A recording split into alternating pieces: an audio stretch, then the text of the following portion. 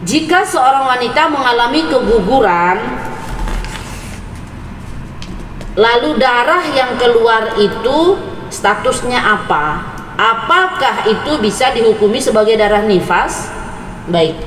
Pada umumnya jika janin yang keluar itu sudah membentuk, ya, ingat, pada umumnya kalau janin yang keluar, ya, keguguran tadi, baik hidup ataupun sudah wafat itu janin, kalau sudah membentuk manusia dengan keadaan yang sempurna, maka para ulama udah sepakat di situ. Tak ada perbedaan di situ.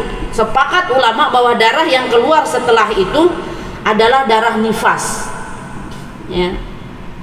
Karena janin itu sudah berbentuk khalqun adami, sudah berbentuk manusia. Ya.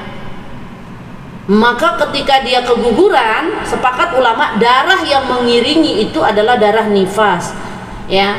Dan mereka juga sepakat para ulama bahwa bila yang keluar baru membentuk darah saja, baru darah doang nih, ya, mungkin alaqah gitu kan ya, alaqah itu masih gumpalan darah dan belum membentuk gumpalan apapun, ya. Artinya masih membentuk darah doang yang keluar.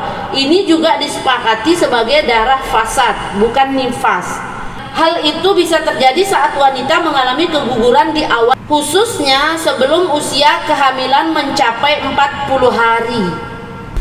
Seseorang dari kamu ditempatkan penciptaannya di dalam perut ibunya selama 40 hari, kemudian menjadi alaqah. Ini alaqah ini maksudnya gumpalan darah. Selama itu pula artinya 40 hari lagi kemudian menjadi mudghah. Ini mudghah ini gumpalan daging, dari gumpalan darah jadi gumpalan daging. Selama itu pula 40 hari kemudian Allah Subhanahu wa taala mengutus malaikat, lalu diperintahkan 4 hal, ya. Dikatakan kepadanya, tulislah amalnya, rezeki, ajalnya, serta celaka atau bahagia, kemudian ditiupkan ruhnya. Jika darah itu keluar masih dalam berbentuk, ya, daging, gumpalan daging mudghah atau gumpalan darah alaqah, ya, belum berbentuk khulqun adami, belum berbentuk manusia, ya, maka di situ ada perbedaan ulama.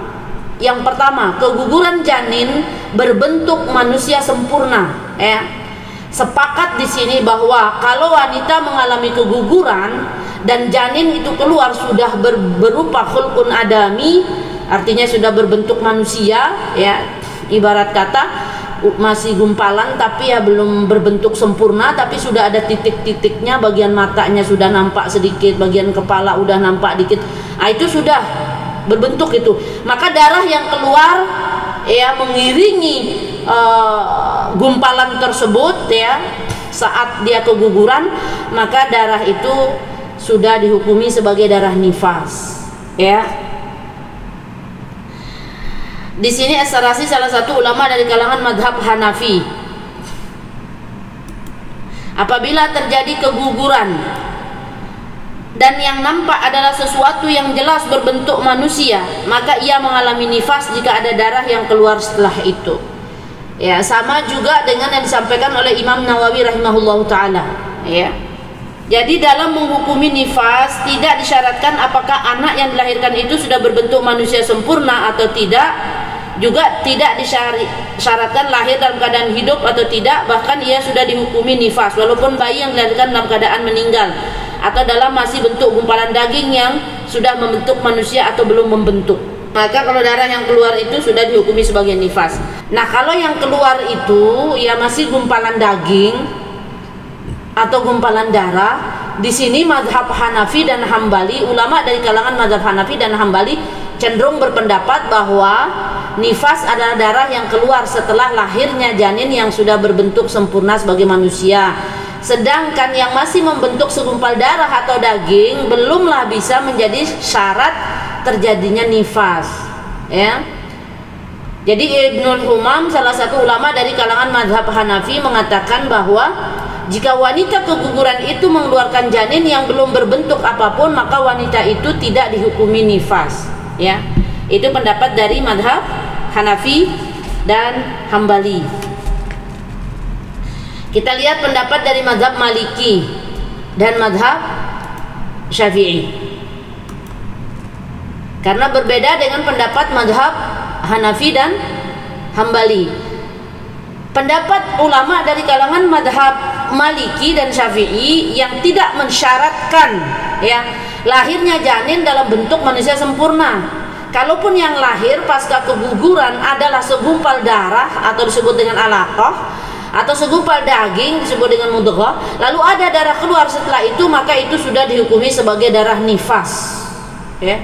Alasannya dalam surat At-Talaq di situ. Ya.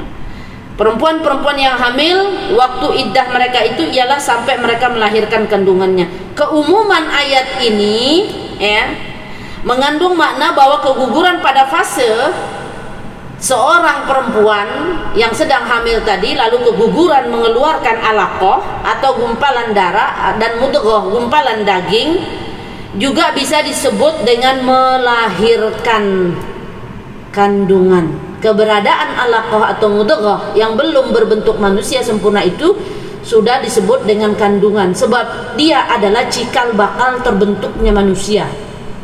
Ya.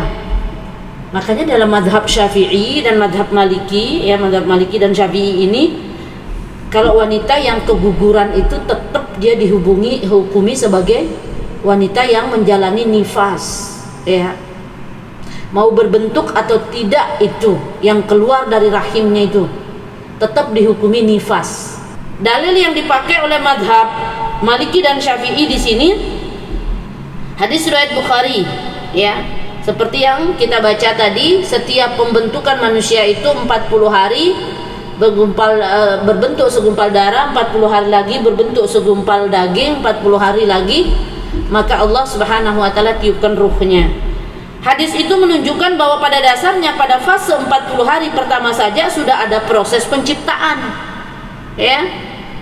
Kemudian secara perlahan terus mengalami perubahan hingga masuk fase 40 hari kedua dan ketiga. Kalau ketiga itu sudah fase 40 hari ketiga itu sudah peniupan ruhnya. Intinya di situ di dalam mazhab Maliki dan Syafi'i, apapun bentuk yang keluar ketika keguguran itu tetap itu dianggap minimal dia sudah melewati 40 hari, ya.